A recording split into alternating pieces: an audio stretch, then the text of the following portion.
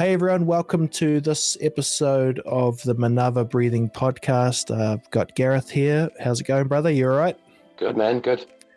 I love how busy we've both been lately. It's probably a little bit evident in the laboured style, but that's our grind. You know, we've started our Manava Breathing business and we're putting in the hours. And look, it's probably a special moment to archive because recently, you know, you went through the Oxygen Advantage training and got the first Master Instructor certificate here in New Zealand. How does it feel to be one of one?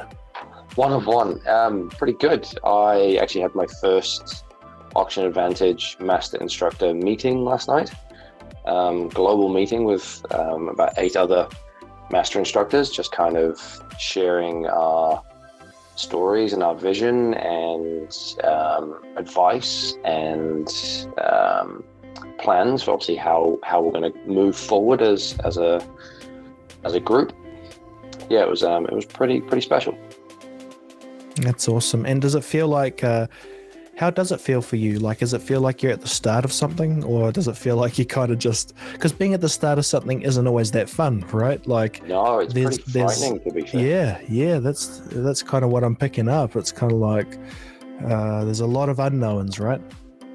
Yeah, and look, we've hit the ground running. We've talked about this before, on camera and off camera. We are going after this pretty rip shit and bust, and it's exciting times. It's nerve-wracking and pretty scary to be the first and to be offering this kind of stuff. But yeah, it's exciting at the same time. Yeah, man. It's look, just hats off to you for it's a huge achievement, you know, particularly in the time frame that we've had. And who knows how these podcasts will age, right? Because that's the thing, people listening to this years from now. But we should know that we've catalogued it, we've archived it, because that's kind of, I'm a big proponent of that. So if you're new around here to this podcast and you're here because of today's guest, Sandro, look, Manava Breathing is you know, we are really interested in helping people breathe better. I guess functional would be the official term. Gareth and I are both passionate about, you know, call it what you will, hanging out with people, serving people, having really good ideas, but where we've both been able to connect our skills is around this idea of, if you don't have the breath as a locked in foundation, then you might as well, or you're burning some other candles trying to operate at that higher level. So Manava Breathing effectively will work really closely with you to first establish how you breathe, and then to give you the right breathing programs. And I mean, Gareth, our principles really are that we switch to the nose, right? And then we do what we can to practice living life at all its extremes while still maintaining nasal breathing, and that has lots of different types of training. That's pretty much the whole premise and the whole sort of MO of the business, and the Oxygen Advantage teachings. You know, it's nasal in and out, you know, taping with the mouth and being aware of your breath throughout the day. That's the main thing, just sort of being aware of if you're breathing, trying to bring the mind back to that breath. You know, times of stress, times of anxiety, just to be able to shift that focus back to how we're breathing. And I guess what kind of gets revealed in this podcast with our guest Sandro Mota is the absence of this type of conversation in our current mental health dialogue. Yeah, we highlight it very quickly in this conversation that wow, where's all of this talk when we talk about well-being in society? It's very still a physical game, right? And I mean, you come from that realm of breaking your body in the hope that people will take that message, you know, when you did the tire flip.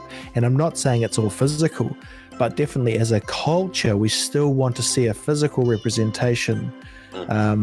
Whereas I guess what we're exploring, bro, is going within and trusting that, you know, that there's some stuff in there that's not just woo-woo, you know. That there's a lot of the conversation, a lot of the narratives out there is the woo woo, and it is the feelings based around obviously the mental health and talking, which is great. And it was a post that I put on social media recently about it was a Desmond Tutu quote about, why are we pulling people out of the river? Why don't we go upriver and find out why they're falling in? That's pretty much my why of doing this breathing and doing the oxygen advantage. We're very quick to be the ambulance at the bottom of the cliff for a lot of reasons, for a lot of things, whether it be mental health, whether it be physical health. For the most part, people only do stuff when it's bad. When things are at their worst, then they go, oh, well, I should probably do something about that. Or they don't do anything about it. And then, we have we have things like the highest suicide rate, for young adults. So being that we can be at the cliff's edge and going, well, hold on, here's another answer, here's something else, here's something for you to focus on. And then also, very passionate about working with youth in terms of, making sure they don't make it to that cliff's edge. That's, I think, where the going to the mouth of the river and finding why people are falling in. We're at that point at our journey, and we're both passionate about that through obviously the community and through our sporting high performance work. But yeah, that's something that I think we need to like have Sandro, more people like Sandro on the podcast talking that's about right. that kind of stuff. Yeah. Well, and for us, we spend a lot of time off mic and off camera talking about what's the differences between, let's say, Wim Hof and Oxygen Advantage, and the pros and cons of each. And Sandro kind of like is right in this, unique space of dealing with trauma with people and being right there. And we know Patrick talks about like careful what you unlock, right? But I do get the feeling that if you were going to have someone next to you, have a former bodybuilder, because they're used to, they can catch you if you fall type thing, metaphorically, I guess. Yep. But I clipped up this little bit today from James Nestor's book because I wanted to share it with you. It just happened that it's relevant to this conversation tonight. And he talks about a little bit what Sandro was talking about with his Wim Hof training. So let me just play it for you. No training. The two groups were brought back into the lab, and each was hooked up to monitors and injected with E. coli. The group trained by Hof were able to control their heart rate, temperature, and even their immune response. They hardly suffered any symptoms. The controls, meanwhile, were sick and nauseous. This practice of heavy breathing was later discovered to release the stress hormones adrenaline, cortisol, and norepinephrine, all of which work to kill off pathogens, blunt inflammation, and flood the body with self-made opioids and dopamine. All that with just a few hundred quick and heavy breaths. So obviously that's I'm taking it out of context a little bit. It's part of his whole chapter in his book, but I do like that there's these variants in what everyone's offering, and we all fit in somewhere, and we talk about the cliff and we're all at different parts of it, and it's beautiful to that we get to intertwine ourselves in these early days to force ourselves to consistently keep learning, because we don't want to get into a position to think that's it. Even Patrick said to us, there's anomalies. What is the word? Anomaly. What do I get? I get stuck. Anomalies. Last time I got stuck on that. Yeah. Like, it shouldn't happen that if you blow off all your CO2 that, you actually can keep your oxygen rate up when you're David Blaine going up 20,000 feet. But it happens, and what is happening, and we're still, the research is still going on, Yeah, and the research is going on with physiology. We're learning more about the human, the human body as weeks, as years go on, even as Sandro touched on in the podcast, as you'll listen to, is the brain. We're still learning about that. We're still trying to understand. People spend their whole lives trying to understand it and walk away, or retire not really having all the answers. That's it, bro. Pretty special. Okay, look, we've done a good job taking up everyone's time talking. If you're interested in checking out anything to do with Manava breathing and New Zealand's first master instructor for Oxygen Advantage. So what does that mean? Gareth can train you to be an Oxygen Advantage instructor. This is an advantage because you can learn how to be a Wim Hof instructor, but you can't train other Wim Hof instructors. For the Oxygen Advantage, though, you can learn locally, and you can do that right here with Gareth. So that's pretty special. So visit www.manavabreathing.com and you can work out how to contact us and learn a bit more about us. But for now, we'll jump in and have this conversation with Sandro Mota. And look, we hope you get a lot out of it, and take time, listen in, and just enjoy the moment. Okay, see you guys after the podcast.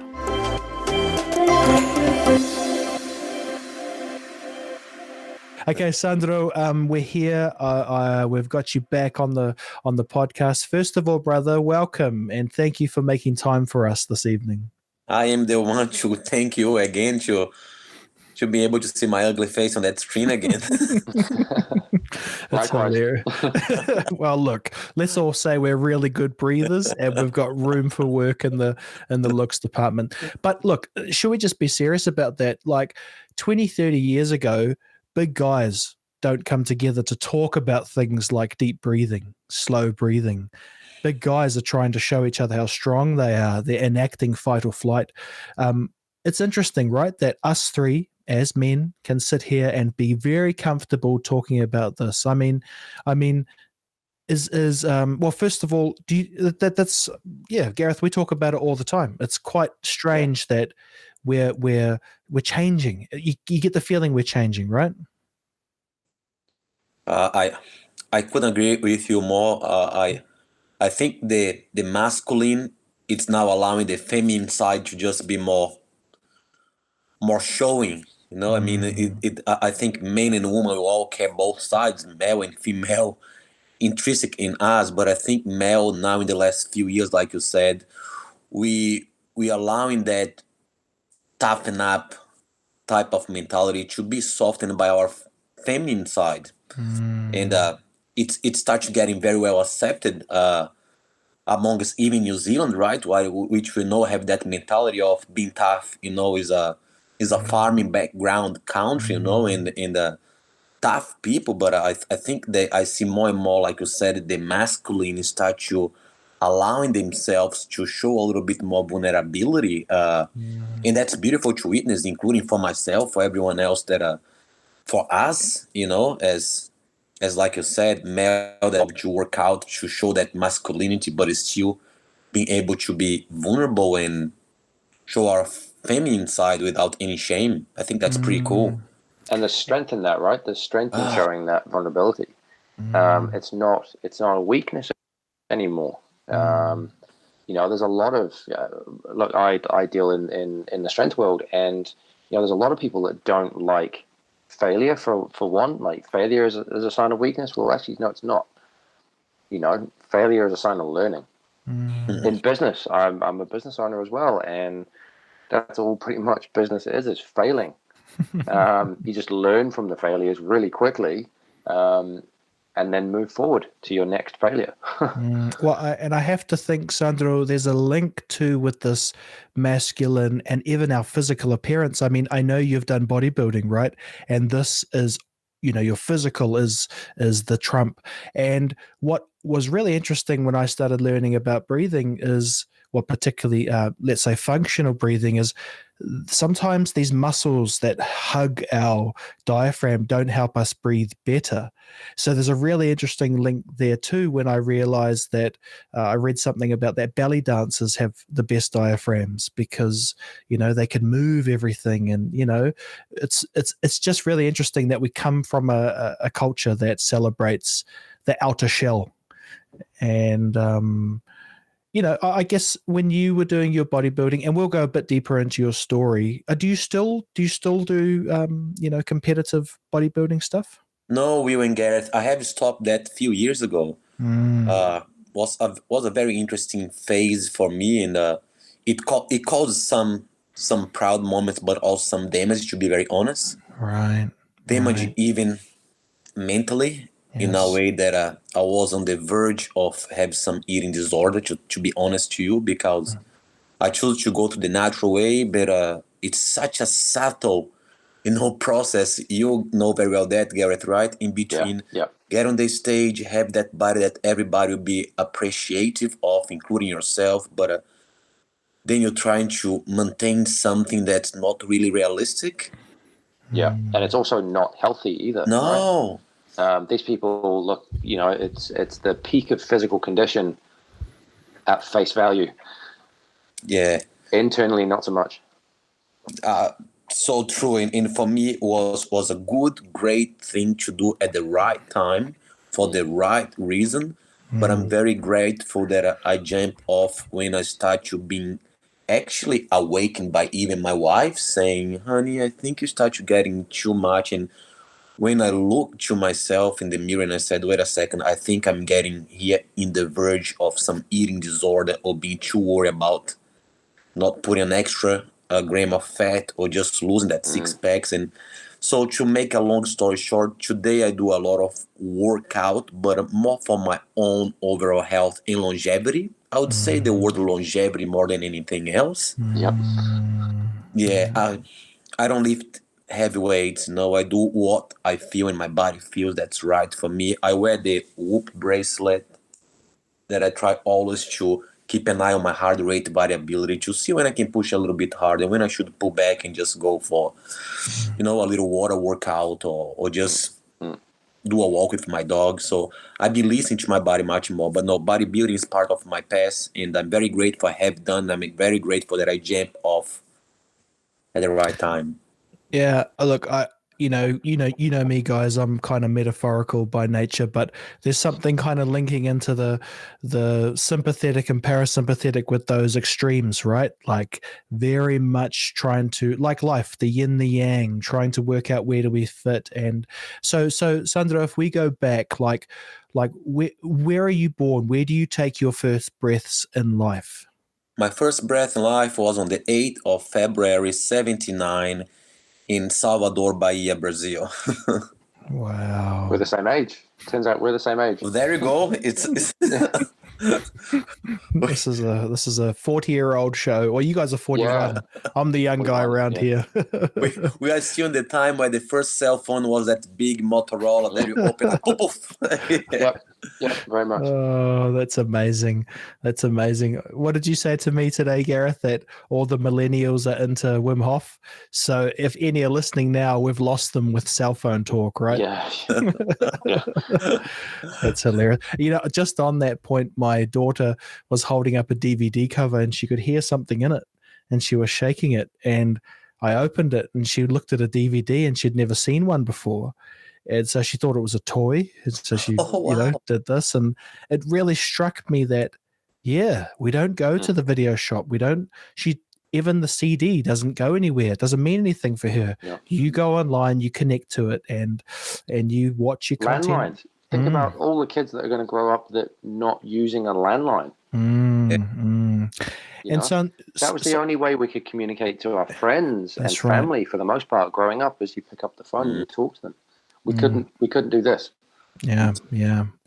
And it's been sold to us that this is the answer, like every piece of technology. But, I guess one of the things that we've had to all work through during the COVID era, if you like, is this lack of human connection, right? And even just being able to go and see people, that's partly why I'm so interested in what we can do when we offer these, the breathwork seminars and stuff, is that it's cool. It's in person. And Sandro, when you do your workshops, they're like 8 hours, right?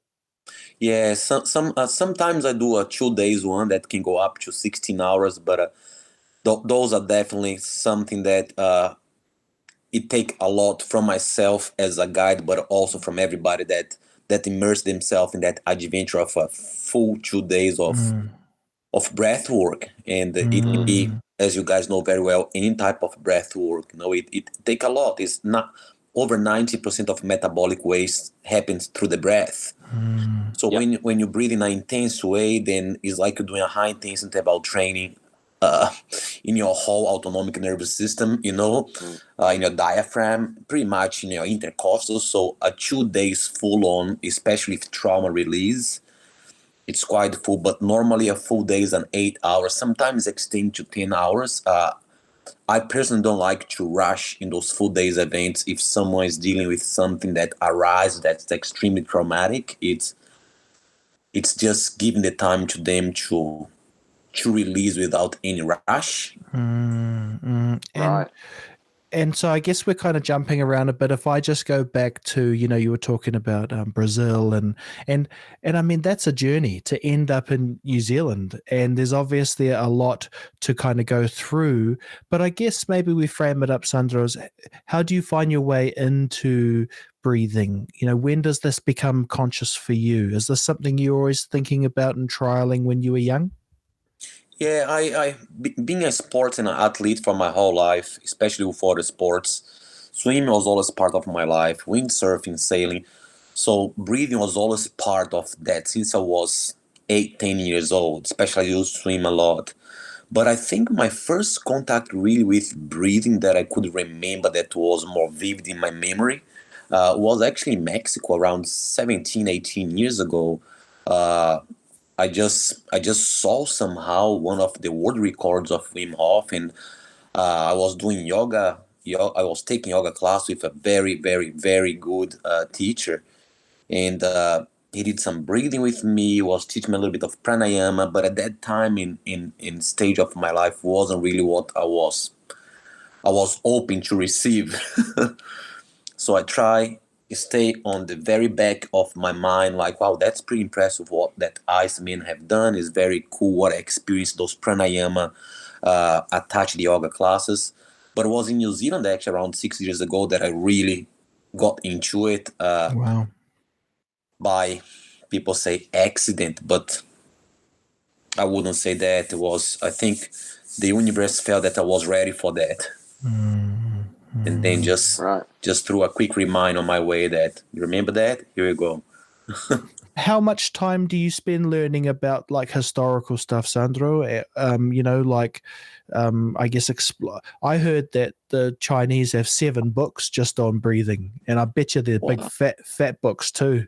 Seems to be that there's a lot of history. I mean, there is obviously a lot of history, but that one of the interesting insights was I'd kind of read that this was what people worshipped before gods was, the power of the breath. And I think that's the Tumo breathing, the monks who are able to keep themselves warm, and something very nice in this day and age because it's science. You can measure it, but it enacts something kind of mystical or something within, right? And I mean, when you're doing your seminars, there's some type of energy connection there, surely, right? With trauma and Will and Gareth, and that's where I bring back my Brazilian background from what I spoke in the first podcast, my spiritual side, which I don't like to talk much to people as I don't want to offend anyone with those words that people think that's religion. It's not to do with religion, but I think it's about beliefs. It's like faith. It's like if you go to a church, for example, or if you go to any religious event, you see these people that's very interesting. When they chanting or when they singing or when they praying, you can just note the inhale and exhale is synchronized. They do that at the same time. They sung a note at church for a very long time, and when they take an inhale, they all take together, and that creates a very beautiful synchronicity and peace amongst all of them. So I believe the breath also brings that. When you breathe together, we stay together. Yes. So, that's right. I think when you see any type of religious beliefs, they always have ways to breathe together without even noticing. Most of the time is by chanting, by singing, by by praying, and that create, in my point of view, in my beliefs, a very high vibration where everybody's in the same tune. You know, I'm inhaling with you in the ah, I'm exhaling on the hey, you know. So Yeah. it creates a connection. We have sports teams nowadays that secretly what they do is they yawn together. They look each other in the eyes, the whole team, and they yawn together. And yawn is nothing less, nothing more than a self-regulated autonomic nervous system. Because when you yawn, when you allow yourself to have a full juice yawn, you're gonna take an inhale in. So what we do, we would think that is rude, and you put our mouth in, and so we even forbidding our own body to self-regulate naturally, how was evolved to do. So if you see those sports teams secretly working with breathing but also yawn together, that create a very strong bond amongst them. So Yeah.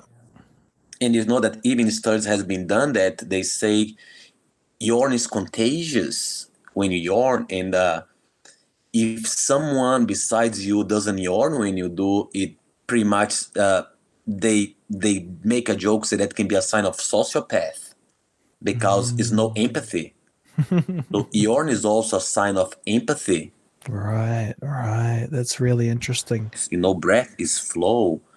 Breath should never stop. Breath should keep going and flowing, not get stagnant. That's So right.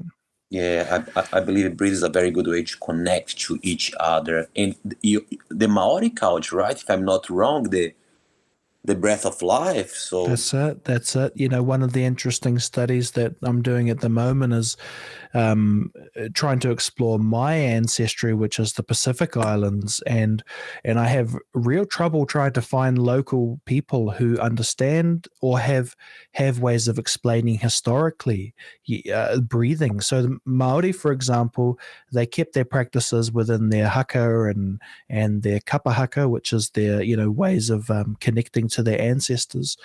But one of the interesting things about the Pacific culture is it's not obvious what the practices historically. So I've started a little journey, which is to try and understand that. What were the yogis from the Pacific Islands? wow, that's very cool. So I don't know, what we find, but I do know that if traditionally they were known as navigators, and one of the ideas I have is you couldn't sail off into the unknown angry or anxious. You had to be calm. So they must have been using techniques to even simply nasal breathing because of the salt water at the ocean. You can't just be, you must have had to filter your air and as we've discovered, right, Gareth, through our studies and work, is like, New Zealand doesn't have good respiratory health. Oh wow, that's interesting to know. Yeah, so it's like we're quite high in terms of asthma, and the housing, is very kind of not well insulated. So lots of people, needing inhalers and stuff like that. And yeah. If you guys allow me to just touch on a point that I think is actually connect to what you're saying, Will, is and I think you're gonna find that interesting as well, Gareth. I was actually just reading about that. I don't remember where, but it was a few days ago, about how you combine the breathing with your optical nerve system.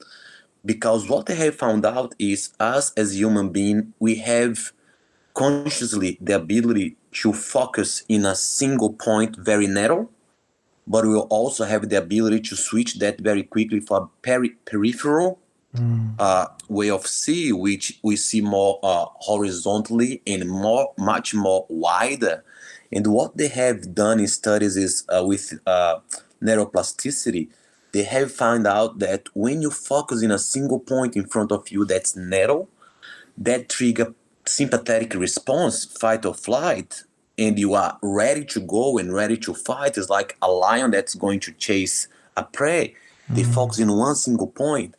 But in the other side, when you focus and allow your eyes to go peripherically, you trigger parasympathetic rest and digest response. And the example of that I found was fascinating when you talk about the navigators is you can see everything that you use your peripheral vision, it brings you to a calmer stage, like watching the sunset. Like watching the waves arising when you are surfing. See, you cannot focus in one point. You have to see the whole arise to see if the wave is coming. When you look at the sunrise, the sunset, in any nature kind of environment, you are pretty much forced to look peripherically. And that trigger parasympathetic response where you feel calmer, you feel more kind of safe and relaxed, and that also consequently will change your breath. And if you focus in a single point, like you're ready to attack, you're ready to protect yourself, you're ready to focus in something that's really important for you, and is one single task, so that will send information throughout your vagus nerve, and I believe around your optical nervous system, that you are in a fight or flight. So that also can switch your breath very quickly to a more up chest breath, to a fast breath where you're ready to fight or flight. So I found that very interesting, the connection between the vision and the breath and the whole autonomic nervous system. Well, it's extremely interesting when you put it through the prism of how we work on our computers. Very focused and very close. And I guess we would think looking at screens not good for you because of your eye health, but we might not be understanding that it's triggering us unconsciously because we can't have the peripheral view. One of the things Gareth and I found really interesting is reading a study where people hold their breath when an email comes in, and unconsciously, and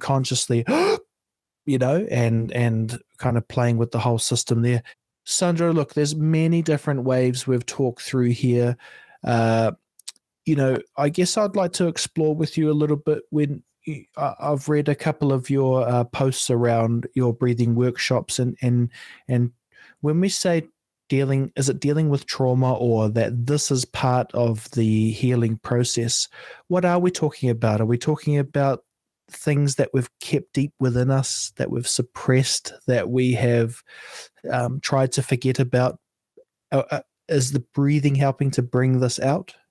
That's right. On the way that I work, I use the combination between the breath and the breath it's pretty much the filet mignon of that type of work. But I also have very provocative and very in-depth talk to everybody in the seminars, and normally I do that in a group setting by giving to them questions that they will reply or write down the answers that we already bubbly a little bit, those feelings that is sitting there for a while. But when I talk a lot to people about trauma release, some people come and say, oh, that's a load of crap because my life is pretty sweet and I don't have any trauma. And what I tell people, the word trauma can be quite harsh for a lot of people, but the first trauma we all go through is our own birth. Right.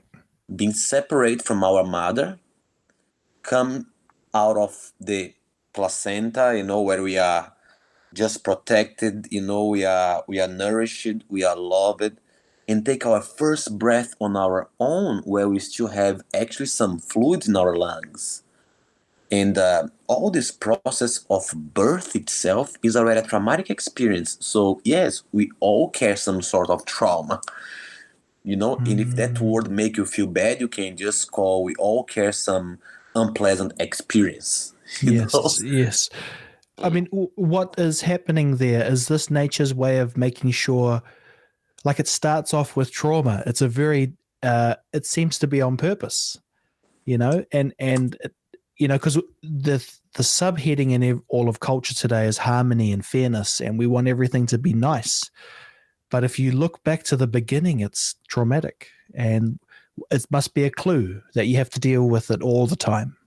That's so beautiful what you said. I never thought that way, but that's so beautiful what you said. And for me, what I see that we do is we have that first trauma, and all we fight for our entire life is to go back to that time when it was before that first trauma. which to be loved, to be nourished, to be wanted, to be a divine power. So we come here, I believe, to just do our purpose and just do the task that has been given to us that we choose to execute it here. But at the end of the day, we all look for the same thing, which go back to that very primal time where we were wanted, loved, a source of oneness and wholeness. And yes, I'm completely with you. We get cut from that very quickly and very drastically. And we want to always to have that feeling again of pure love, and that's what I believe we all search for most of our life, right? Definitely. And are you finding people coming to you and for your workshop? It's kind of like because I guess I think, like, what type of trauma would I be going to deal with? Do you have to know what's kind of things you want to work on, or will these things, a little bit like the stuff I've read around, the ayahuasca, these things reveal themselves once the ancient practices are started? Is that kind of?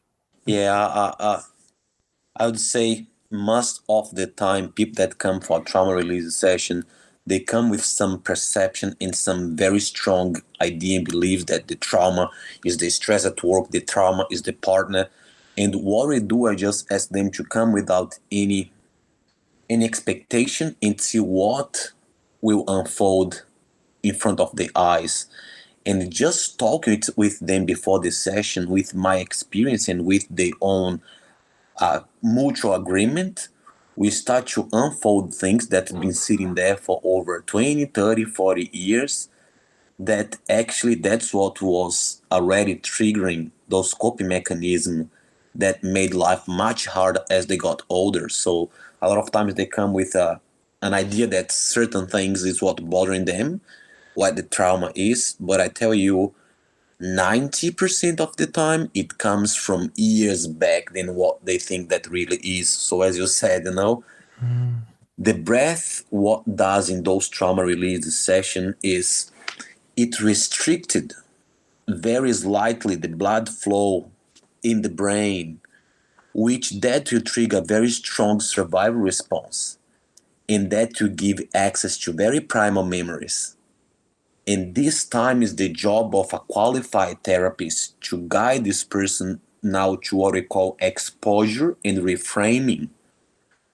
So if you see, for example, an individual that has been raped, for example, a male or a female, that's more common than what we can imagine. A lot of these people, they sometimes during a session, they go back into the scene when that poor child was sexually abused. But this time is my job to, when they are in that stage, to guide them to praise that child, because that child most of the time was freeze and couldn't fight. So that person that went through that trauma, they care shame, they care anger, they care frustration, they care all the types of feelings that it make them feel that they could have done better. So it's my job as a therapist when throughout the breath we go there to just guide that person to praise that beautiful young individual that did everything he or she could to take that adult here now safe and sound. Which is very similar of what doctors in Israel are doing for years with microdose of LSD. But the beauty is the breath, when well executed, as you guys know, can give the same effect. Yeah. And that's what I found that's so fascinating, right? It's trauma. We all have trauma, or you can call unpleasant experience. That conversation where is the job of the person that's guiding the session to just make the person first feel safe enough to open their heart and tell you what they're going through it. And then slightly and slowly try to navigate it through the childhood of the individual, through the relationship with the parents, through whatever have happened at a young age that have caused that child to toughen up and pretty much put those emotions in a box to deal later on in life. And then when the breath comes, the breath will naturally allow through those vasoconstriction in the brain to trigger that. But the conversation we had prior have already, you start this session by just getting everything a little bit, it's like a little bit of fire on the bonfire in the breath. You just, but what I see that's happening a lot is that becomes so popular now that a lot of times people just lay down and do those breathings and just going through those extremely release. But I believe you need to have at least a knowledge that that's okay to go there and have a friend or someone that you trust that's there to assist you so you feel safe.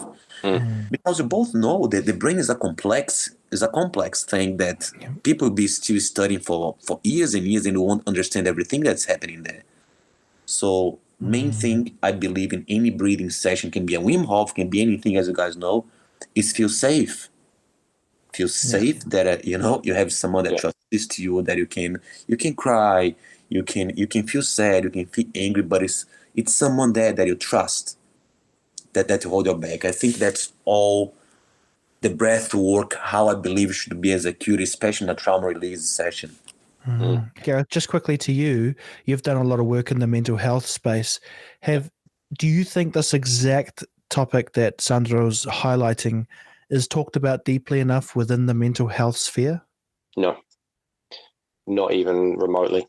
I think it's a subject that a lot of people are scared to, you've got a lot of therapists that do talk about trauma, but they don't look at it from a holistic point of view. I think what Sandro is talking about and your philosophy, Sandro, is a lot more of a holistic approach to trauma release and trauma, even accepting. I guess a lot of people that come to you wouldn't be accepting of that. Oh, well, I don't have any trauma in my life, right? So, but then I'm anxious, and I'm stressed, and I'm all these things, and I don't know why, and I feel a bit down, and I don't know why, or I'm just angry all the time, and I don't know why, and it's just the way he is. But then coming to you, then that's obviously highlighted in your breathing sessions. It's something that I think, there's a lot to be said for breathing and the direct correlation to mental health, and whether that be depression, whether that be anxiety, whether that be panic disorders, all under the banners of obviously mental health. But more therapists need to look at breathing as a fix, or not a fix, but a coping mechanism, a tool to help, rather than medication, rather than everything else that's been promoted to them. Yeah. Look, I think it's and maybe time will tell, that this will be a public conversation, but it doesn't feel like it, right? I pretty much can guarantee that we're probably the only 3 people in New Zealand talking about, breathing specific. So that's okay. This will influence others to talk about it, and we're all doing our stuff to be champions, to say that, start with what's in here first, and then we can move forward. Like, it is the bit that I realized is I've been exploring different ideas and philosophies about thinking outside. But what I love about the breathing conversation is it really starts at the core. That is what Manava means. It's the core. It has two it has the one meaning is lungs in Pacific, but the other meaning is literally the power of the breath, mana being power, and va is like the word ha in Maori, the breath of life. So it is quite amazing how it's those clues that I look at and I'm like, well, that must have been for a reason. Otherwise you would just name it breathing tool, but it's not that. It's this amazing gift that we have and we can access on purpose. Yeah, look, it's so Sandro. One of the things I was wondering with you is, you were maybe, if it's fair to say, inspired by Wim Hof. You went to learn from Wim. Where do you, how do you add in the trauma stuff? Is that something that you've been developing? To tell you very much the truth is when I went to my first swim experience, which was the online course, right? I was very intrigued how I felt. You know what I think millions of people is feeling now when try Wim Hof method, those tingling, and that change of pH on my blood, and the lighthead and seeing stars and colors. And then for some reason I was like, well, it must be something out there that with the breath it can give some, because I was feeling like I was getting to a tree but just break the branches emotionally. And I was like, shit, I feel a little bit kind of cheerful. And I was like, well, I wanted to go some that stronger than that, but I never touched drugs in my whole life. I'm completely anti-drug myself. I don't judge anyone about using drugs, but I never liked drugs. I never tried anything. And then I said to myself, it must be something. So I started Googling, and then I just did a beautiful, beautiful year-long course with a lady named Pauline McNabb. She's a what called rebirther, with a rebirth in breathing. And she's on her 70s now, but she's been doing that for over 40 years as an instructor. And I had the gift of having to be trained by this lady, which her and her husband, Dave McNabb. And so a lot of the trauma release that I do, it is, I would say, big part of the rebirthing of my credentials as a rebirther with Paul David. And from there, I developed my own style of work. I'm Sandro. I'm not, it's like you are Gareth. So no matter what technique or what diploma, what breath school you go to it, you end up adopting your background of being a Pacific Island with your beliefs, Gareth the same. And so what I did, I brought all my Brazilian heritage of energy of what I've been doing since I was 7 years old in, spiritual centers and visiting and being curious since a little kid in my own history, my own trauma. And I combine all that with the breathing techniques. But I believe Wim was the trigger of it is something here. And nobody that does Wim Hof can ever deny when you do the first time, you say like, whoa, it's something here. And with Pauline, I just got a full complex knowledge of the breath as a tool to release trauma. And then I developed my own style and method by adding my Brazilian touch, knowing my own personality. And that became a purpose of life, became a passion. And here I am having the gift and pretty much the honor to talk to you and Gary and be part of that beautiful project that you guys have, because the end of the day, as you said, Garrett and we wanted to work together, not try to work separately. Otherwise, you cannot go too far. Yeah. That's right. There's something unique that Gareth and I are finding in real time is even look at all our backgrounds, right? They're slightly different. I'm in black, Gareth's in white.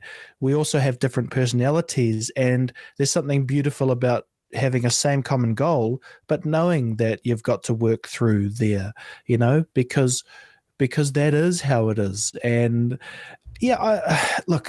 there's an interesting thing we're talking about. It's like the balance of emotion and ideas and imagination and spirituality, and then this idea of science, and measurement, and what is true, what is not. And we're directly having this tension in society at the moment, right? What is true? And no one can even agree on that. So it just is this battle, which I don't think we don't want either side to win. Well, I don't know what you think about that, Garrett. I like this idea that it has to sit in the tension, because, I don't know. What do you think about that, Gareth? Yeah, no, I agree. And there's something I just wanted to ask Sandro in terms of, you mentioned it before with the New Zealand culture and that kind of masculinity. Knowing a little bit about Brazil, do you see a similarity with the New Zealand male and the Brazilian male? You know, in Brazil, the men are men. You know, and from your experience, like I've had a little bit of experience with Brazilian Jiu-Jitsu and that kind of thing, and friends doing capoeira, and Yeah. you know, it's a very masculine thing. Do you think there's a link there to that, or do you find, you know, with yourself, how you're speaking with your faith, not so much in religion, but in spirituality? Do you think there's that more prevalent in Brazil than it is here? So there's you guys have got a better connection to spirituality because it's part of your culture, or Uh, I believe that come also from my historical background that Brazil is a third world country, which it's actually a lot of poverty in Brazil. And the one thing that I believe can keep that country going is faith. Mm. So I believe in New Zealand we are very privileged here, right? If you go into the stats, in the economical stats, in the poverty, in the misery, in the, kids on the street and everything, in New Zealand is more certainty that bad or good, we have something here that can be an assistance from the government. You know, it's more funds available, which in Brazil that's not part of the history. So we had to look for something else that we couldn't see, but we had to believe that something better will happen. right? So I think in the male side, I think there's a lot of similarities. You know, we are male, we wanted to be a provider, we wanted to, but at the same time, what I feel in Brazil is our circle of distance is shorter than in New Zealand. Mm. So if you go, for example, to Brazil and the man give a hug to another man, that's very common, you know, like in Italy, that we give a kiss on the cheek of our father and say I love you in a less resistant way. Which in New Zealand, I think the circle of my space is a little bit larger, right? Maybe a few centimeters larger, which is, yeah, bro, yeah, high five, or this or that. But at the same time, what I say is in Brazil, we love to the fullest without fear of being judged, but also we hate to the fullest without fear of being hurt. Right. You know what I mean? It's a very intense, or it's too poor or too rich, or we hate you, I'm gonna kill you, or I love you, I'm gonna kill for you. Which I believe in New Zealand is more social, political correct. You know, it's like, I don't like you, but I'm not gonna kill you. You know, I love you, but I want to go and give you a kiss. You know, it's more like, let's stay here and just mingle together. But no, I believe male is male anywhere. But I believe because of our history, you know, in our culture, I think we have been forced to be more, to believe in something that we can't see in order to survive, because hope, as we know, trigger a lot of healing, right? Yeah. Which is the placebo effect. Yeah. So you see people in Brazil going to, you know, medical mediums or to spiritual doctors and get healed from disease that no Western doctors can heal. How can you explain that? Well, I believe that fact of faith, believe in your body, then will do the job for itself with a placebo, you know, with a sugar pill. Yeah. So Yeah. Totally. I believe that's why I've been forced to go more into spirituality. I think it's more that type of a way to find how to survive without losing hope. Yeah, that's a really good point. Yeah, well, and it makes you think too, like, and it's probably not a nice thing to say, so I'll have a go at it anyway.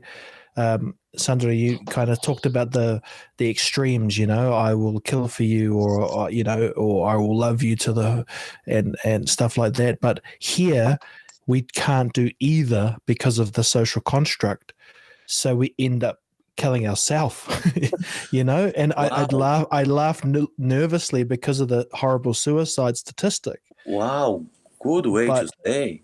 you know, there is definitely an insight there from what you're saying, that you can't expect to just bottle it up and it to not go anywhere. And you add on top of that maybe the push to drive a bit more of the science into meaning. And on your dark day, you know, where does that hope come from? And it's not obvious where it is, but whew, it's you're definitely making us think, because I'm wrestling all the time with meaning, and that's the beauty that I love about breathing, for example, is it's very meaningful to sit down and to bring that respiratory rate down and to, just in through the nose, out through the nose. For me, it solves a lot of problems with what is meditation, what is mindfulness. If I start adding in counting through my fingers with my mouth closed, is very like even the touch of counting with my hands, and I do believe it should be actually quite simple. It's just we make it a little bit more complicated, I think we should save the complicated stuff for when you're trying to release the trauma, to have that friend there. At what point, Sandro, did you realize this was going to be a part of your life? Like, what was it that made it a conscious choice that you were going to be breath work and you were going to be a therapist? I believe it happens very naturally and very, very smooth, but was when I start to feeling what have done to myself in terms of things that I was unaware, that was create some behaviors on myself. And when I saw that the breath pretty much gave me some very powerful aha moments where I was like, wow, I can't believe. So I always been my whole life someone that loved to serve people. And I think any human being, right, serving is the biggest reward that you can have to ourselves, to feel that you have a purpose in life. So when I saw that happening, I started giving free classes just for members at my old gym, and I saw people just enjoy as well. I was like, wow, so that's not only for me that can help. Also, what I wanted to do by trying that with my gym members, it's actually having a positive feedback. Yeah. So that's pretty much become an obsession in a good and bad way. And I think that's to answer that, it come from what have done to me, and the answers and aha moments that I had come from a breathing session. So I thought, well, if that have done this to me, I really hope that I will be able to offer that to others, because it's like, you guys know, when you see someone that you love that going through so much pain as a male figure, we want to fix. And I think what that work does, it give the person the change for them to fix themselves, and all you do is guide them. Yes. Because trying to fix everyone is literally is depleting for and it's a little bit counterintuitive as well, right? It's and counterproductive. We end up doing more damage to ourselves. I can totally relate to that as a personal trainer and a strength coach. You want to try and fix everybody, but that's not possible. And a lot of people aren't receptive to the help either. And a lot of times they not that they like to be in that stage, but that's where they feel safe. Like some ladies that has been raped, for example, you see them putting lots of weight on because that's where they feel safe, not attracting attention. So it's the same. I have people that sometimes come to a session, and no matter how much the release is here ready to come, and they just start to be ready to cry, to scream, but they don't allow it to happen because the fear is huge of losing the identity. I always been like this. Why am I gonna let something go? Why am I gonna go to places and times where it has been buried? But that will need to go out somehow. If not gonna go out through a breathing session or through, you come out through a physical experience like a back pain or, an autoimmune disease. And that's what I found cool now, that doctors out there that start to exploring that way, that the mental, affect directly the physical and vice versa. It does. Yeah, very much so. And in speaking on that, like how do you feel after doing, 8 to sometimes 10-hour sessions, like you were saying earlier on, for yourself? How are you feeling? Garrett, it takes a lot of me. I can't help but not get fully involved. So I had some workshops, for example, that when I finish, I end up driving back home and cry for 1 hour. Right. And it was one time that I purged. I stopped my car and I purged because that, as we know, in you as a strength and condition coach, and you with your Pacific background, Will, that's all energy. Yeah. Yeah, well, that's right. And I mean, by purge, you mean you throwing up and stuff like that? Yeah, pretty much get sick from my on my stomach, and stop in the car and just put my mouth out and just pretty much purge white billy or whatever, even food. But and then I feel extremely depleted. So the best thing I can do after that is just literally take the full day to rest, and my eyes sometimes even get bloodshot, and Right. yeah. So I learned the hard way. Like that beautiful lady that I call her my adoptive mother, Pauline. She told me, listen, you have to restrict your numbers. You have to make sure you have, because you try to do everything on your own, and now I'm starting to do a lot of cooperation with Wim Hof instructors that want me to run the trauma release part of the workshop, and that's cool because they run the Wim Hof side of things, which I'm an instructor as well, but I don't want to do that type of works, not really what I am fully immersed into it, and I just run the trauma release on the side, so that's two people running the event, even different techniques and different therapies. And I did one that was beautiful, like a few weeks ago, with a girl named Laura from Revitalize. Laura, she's a Wim Hof instructor, and we had 22 people at Tongariro Chateau, and it was beautiful. I run the trauma release session, then she ran the Wim Hof session, and it was so well synced, and her and her husband Marcus, we all got along so well, and people got a lot from it. And so you're very right, Garrett. That life of doing this type of work, as you know as well, by coaching people, if you don't sometimes stop, pull back, and also take care of yourself, it take you to the ground. Yeah. And very quickly, right? Very quickly. Yeah, look, I can't help, Sandro, but think that, they talk about, you mentioned you've never done drugs and stuff like that, and one of the big conversations happening parallel to breathing is psychedelics. And they talk about the experiences and, the forest and the shaman and stuff, and they purge too. And so this is some type of also trauma release, or pushing the body to a fight or flight, thinks it's dying, a resetting, they've started to call it. Something clicks, and the is it holotropic breathing too, pushing you right to the edge so that you can't help but reset, and something beautiful, rebirth, if you like. So definitely at the forefront of some pretty amazing stuff.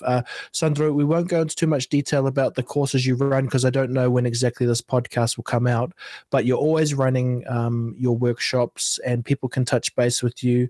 What's the best way to contact you or follow you? The best way is just keep update with my Instagram page, which is the Mota Method, or on my website, which is www.sandro-mota.com.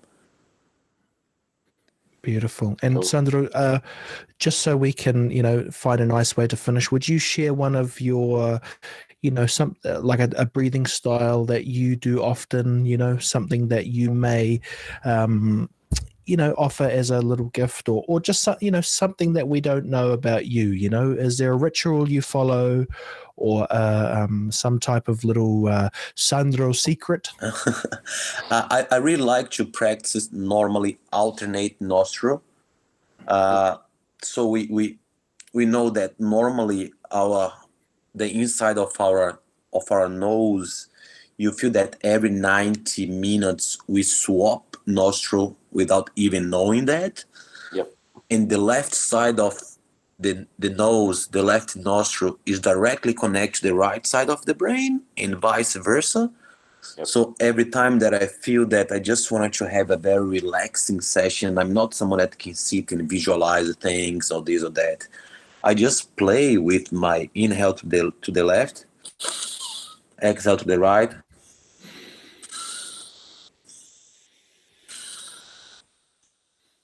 And after 20 or 30 of those, I just let it go my fingers and just do inhale to the nose, let it go to the mouth. And then I just do a breath hold after the full exhale, like a Wim Hof method, and hold there for as long as I can. Then I pull in and hold for 10, 15 seconds like the Wim Hof. And then the next session, I try to do nose in, nose out, full nose in, full nose out. And then the third round, I try to do mouth in, mouth out. So pretty much what I'm doing with that is trying to go with the breath everywhere that I can go by just trying to play. And that's the beauty about the breath. We don't have to be afraid about anything. We can play with as much as we want. But I really love the alternate nostril. Sometimes I just do forceful, powerful exhale, and the inhale happen normally when I feel a little bit tired to energy. So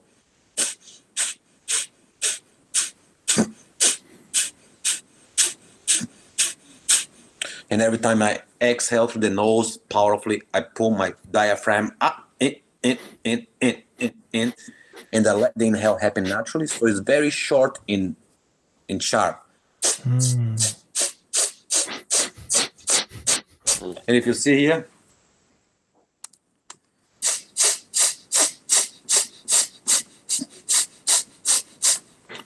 so that's normally I can do like for 2, 3, 4, 5, 10 minutes if I feel like I'm a little bit tired and give a little bit of a boost on myself in energy. But I would say, I would say when I feel kind of stressed or a little bit kind of anxious and I don't want to go through a full trauma release, I just play left in, right out, left in, right out, left in, right out. Yeah, that's a really good tip. The left in, right out, and alternating. That's a really good. Yeah, that's a really good tip. I think some people put the fingers like this. I just use literally the finger that I can use, and also. Yeah. And I like also to play a lot with songs. So normally I like to put songs from my childhood that trigger happy memories when I feel like I need something to boost me a little bit or to make me a little bit kind of relaxed. But I like to be emotional. That's my side of things. No, I like to. Beautiful. Hey, let's wrap it up here, guys. Sandro, thank you again for answering the call, and chatting with us. I can't wait to connect with you in real life, all of us, and to, share something, and, who knows where this goes, but I know it goes somewhere good because we're talking about the things that are very fundamental in a very scary world that is very big.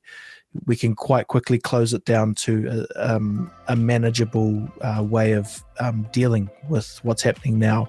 So we wrap it here. Sandro, thank you for sharing time with us, sharing a breath with us virtually, and let's make a promise. Next time we do this, we do it in person, and we'll do another podcast, and we'll just see where it goes. And I just want to say to you and Garrett that I'm very grateful to have people like you guys in our lives in New Zealand for doing that beautiful work you guys doing. And if it's ever anything I can do to just keep going and help and be part of that, please just let me know. Thank you, guys. Yeah, thank you, Sandro. That's amazing. Love you guys. Love your guys' work. Thank you so much. Thanks, brother. Thank you for your time, brother.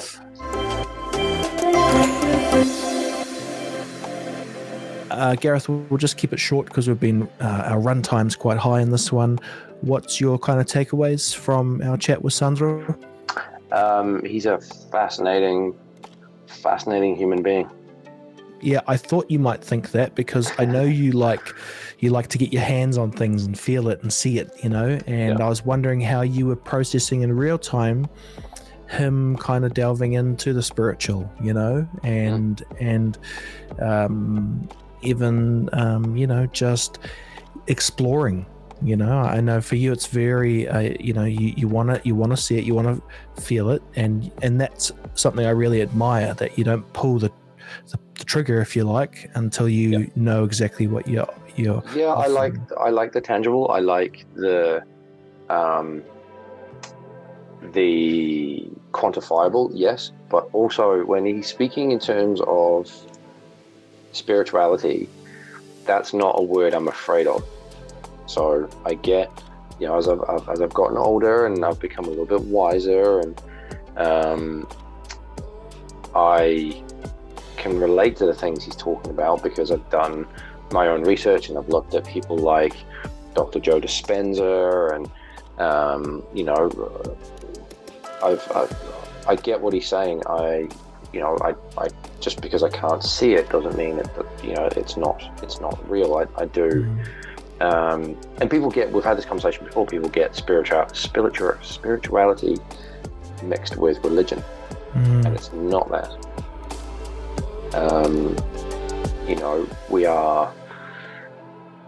We talked about energy in the podcast. Sandro brought up energy, and I agree with that. We are beings of energy. We can get bad energy off people. We can, just that sort of bad feeling that we get when we're around people, the bad vibe, the vibe people are talking about, that's energy.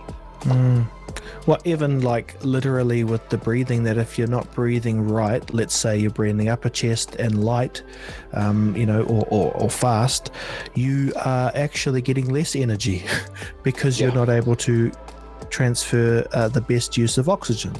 And I think that's very fascinating that we actually have tangible ways to explain this stuff now, and look, I'm convinced that you don't call something the breath of life in a historical way without, knowing that it was powerful. And so it's beautiful that we sit in that tension. And I think it's interesting too that, you're looking for immune systems and what you don't have. Isn't it ironic that me and you are quite opposite in some ways, but we find ourselves together? Like, what the fuck is that about? There's a need, There's a need to have that tension, because if it was so easy, you'd just do it your own way. And that's not what I want. I don't want and to also have... I think with what we're doing, and, it's funny when we talk about the breathing, and Sandro brought it up as well just before, in terms of Eastern philosophies and Eastern cultures, and it's sort of finding its way into sort of the Western world. Like, this is stuff that's been around since literally day one, day zero of the planet, right? We've been breathing. So the Eastern cultures knew more than we do, without the aids of science, without the aids of clinical research, and it's only taken a few hundred years for us to go, that's a real thing, maybe we should study it. And then it also takes, like, for what I'm doing, for instance, going to high performance units and going to high performance coaches, trying to convince them that breathing better or just breathing through their nose and having athletes breathing better is going to be of benefit to them, and having to show them scientific research and data to prove my point. Whereas if we went to a Eastern philosopher and talk to them about breathing, we wouldn't have to talk about research or science. It's just known that this is how you do it, and these are the benefits. That's right. It's almost unsaid. That's what it is. You don't have to tell me or state the obvious. We're going into battles with these coaches and these sporting franchises, trying to convince them of something that is physiologically what we've always done.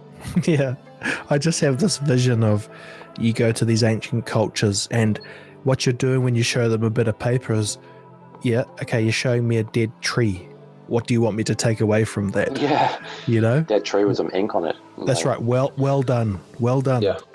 I've been, so look, much of our journey to go. Obviously, we're at the very forefront in the very beginning, and it's something kind of beautiful about being able to catalog it through this medium. But we'll wrap it here. Gareth, give me a good sell as to the Master Instructor. Why would someone contact us if they want to work one-on-one to learn about oxygen advantage or breathing, and to add to their skill set? Maybe they're a coach, maybe they're a teacher, maybe they just want a bit more meaning in life. Yeah, so it's as it is for me, it's just adding that extra bit of knowledge and work with anxiety and all the other things that we spoke about in the podcast. It gives you some tools to work with people of all ages. This is something that can be taught to anybody, children all the way through to elderly. You don't have to be an athlete. You don't have to be. This isn't just for high performance athletes. This is for everybody. This is something that can be taught to anybody. That was probably the biggest sell for me. I know with Wim Hof, there's certain things you can't do whilst performing the Wim Hof method, for obviously fear of passing out and all that kind of stuff. Whereas we're doing the Oxygen Advantage now. We're doing, as we say each time we do these podcasts, while I'm talking, you've got your mouth closed and you're breathing through your nose, and vice versa. We're both doing it. We're both doing slow cadence breathing, the Manava breathing that we talk about. 5 seconds in, 5 seconds out, 5.5 seconds in, 5.5 seconds out. And that can be done throughout your day. It's a really simple, and I think that's half of the battle with the cell, because it is really simple. Yeah, we want it to be something more, eh? Yeah, we want the flash tools, and we want to think that, there are some tools in the Oxygen Advantage thing, mostly for to make things quantifiable, pulse oximeters, little things like that, to track your saturation of oxygen, SpO2 levels, training masks, which you've seen me in previous podcasts and on social media. There's tools that we use in the trade for sure, but for the most part, the sell would be that it's available for everybody. Everybody can do this. Whether you're asthmatic, whether you're a smoker, whether you're injured, whether you're bed bound, it doesn't matter. You can still do this breathing. Beautiful. Check us out, team, www.manavabreathing.com, or stay tuned for more of these podcasts. We've got, we're trying to bring together the beautiful people around breathing, but also just awesome people in general. We want this podcast to be something that lives the values of Manava, which is the breath helps the mind to rise up, and wherever we are on that spectrum, that's where we're going to keep hitting with all of these awesome things. If it's a tough day, you go back to zero, but if you're up on top and you're ready to rise, then who are the people? That's like the Daves, the big Daves, when you're ready to go to that transcendent spot. We want to introduce you to the people who are there and ready and waiting. So wrapping up here, Gareth, as always, all these long ass days that we put in and probably talk to each other too much, but we recorded this one, we made it through another one, and I look forward to the next one with you, mate. Yeah, man.